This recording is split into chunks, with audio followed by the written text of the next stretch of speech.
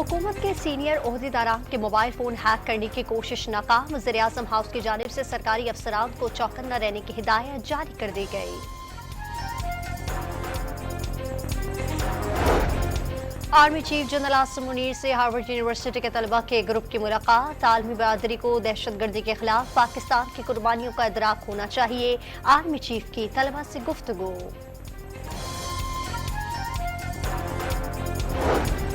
आसिफ अली जरदारी और बिलावल भुट्टो की ज़ेर सदारत पीपल्स पार्टी की सेंट्रल एग्जीक्यूटिव कमेटी की बैठक लग गई। इंतखाबात 90 रोज के अंदर कराने की हिकमत अमली पर गौर जारी।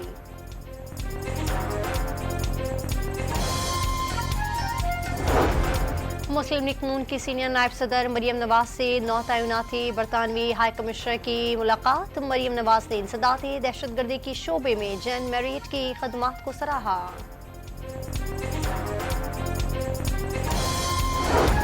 के इलेक्ट्रिक ने 150 मेगावाट सोलर पीवी मंसूबे के लिए बोली की इजाजत तलब कर ली। दरखास्त पर नेपरा में 7 सितंबर को अवामी समाअत की जाएगी।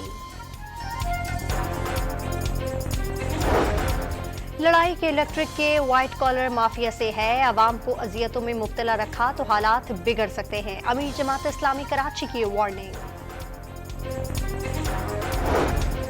लियारी कराची में रेंजर्स एहलकार के कत्ल में मुलविस शूटर और 2 सहूलतकार गिरफ्तार। मुलजिमान बलूचिस्तान की अलदम दहशतगर्द तंजीम से ताल्लुक रखते हैं।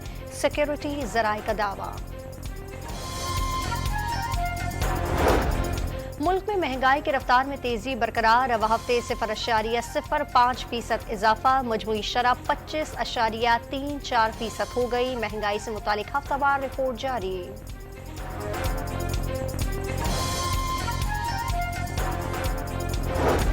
चीनी की कीमत मुल्क की तारीख की बुलंद तरीन सतह पर जा पहुंची। चीनी की 172 रुपये फी किलो में फरोख्त जारी। कोयटा के शहरी सबसे महंगी चीनी खरीदने पर मजबूर।